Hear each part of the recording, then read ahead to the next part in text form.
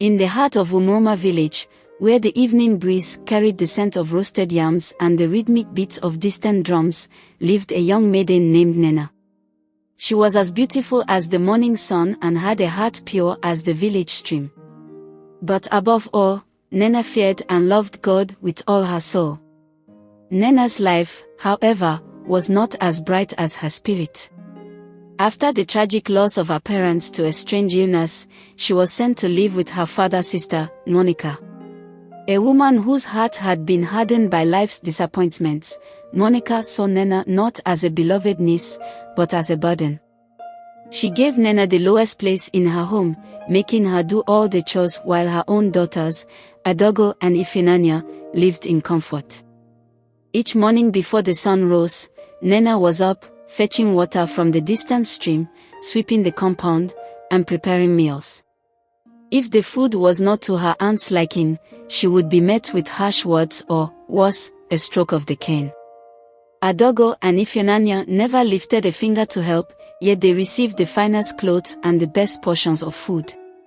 But Nnenna did not despair. In the quietness of her heart, she spoke to God, finding solace in prayers whispered beneath the moonlit sky. "Lord, you are my refuge," she often murmured, her eyes glistening with unshed tears. She believed that God saw her suffering and that one day, He would lift her from her misery.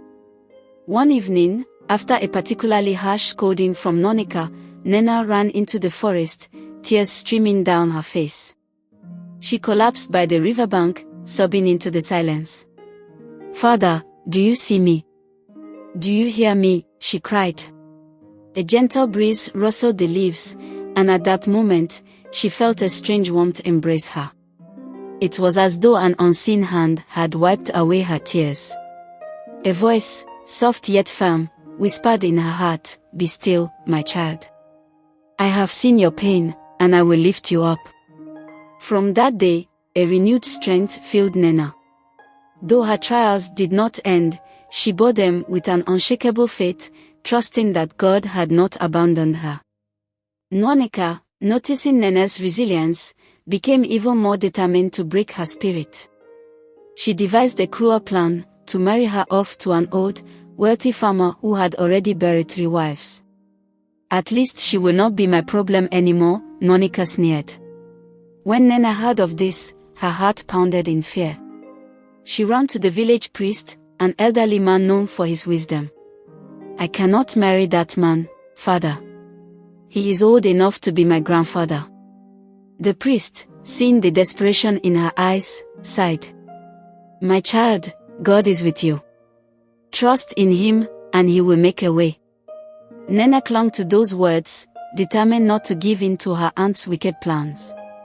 As the day of her forced betrothal neared, Nnenna prayed fervently for deliverance. One evening, as she sat under the large udala tree behind the compound, she overheard 2 village women gossiping about a new arrival in the village, a wealthy and kind-hearted young man named Obinna, who had returned from the city in search of a virtuous wife. Her heart leapt with hope, though she did not know how, or if, their paths would cross. All she could do was trust that God's hand was at work. The very night before she was to be sent to the old farmer, an unexpected visitor arrived at Nnenna's compound. It was Obinna, who had heard of Nnenna's kindness and diligence from the village priest. He had come to see her for himself. When he beheld Nnenna, her humility and grace shone through, and he was moved. "I wish to speak with her," he said firmly, to the dismay of Nnenna. That night, as Nnenna prayed, she felt a peace she had never known before. She sensed that her time of suffering was coming to an end. Years passed, and Nnenna's home was filled with love and laughter. God blessed her and Obinna with 2 beautiful children, a boy named Chibuzo and a girl named Amarachi. Their laughter rang through the compound like sweet melodies, bringing joy to all who knew them. Nnenna cherished every moment, knowing that her days of sorrow had been replaced with joy. She taught her children the ways of the Lord, instilling in them the same faith that had carried her through her darkest days. She often knelt beside them at night, whispering prayers of gratitude to the one who had never forsaken her. One fateful afternoon, a familiar figure approached Nnenna's home. It was Monica, now frail and weary. Life had not been kind to her, and her daughters, whom she had once favored, had abandoned her in her old age. With tears in her eyes, she fell to her knees. "Forgive me, Nnenna," she wept. "I was blinded by envy and treated you unfairly. Now, I have no one." Nnenna's heart ached for the woman who had once tormented her. She knelt beside her and took her hands. "Aunt, I forgave you long ago," she said softly. "Come inside, and let me take care of you." That day, Nnenna showed the same kindness that had once been denied to her. She cared for Monica, ensuring that she lacked nothing in her old age. It was a testament to the power of forgiveness and the grace of God. As the years went by, Nnenna grew old with Obinna by her side. Their children grew into fine adults, carrying forward the values their mother had taught them. One evening, as she sat under the same udala tree where she had once prayed for deliverance, she smiled. Her journey had been long and filled with trials, but God had remained faithful to the end.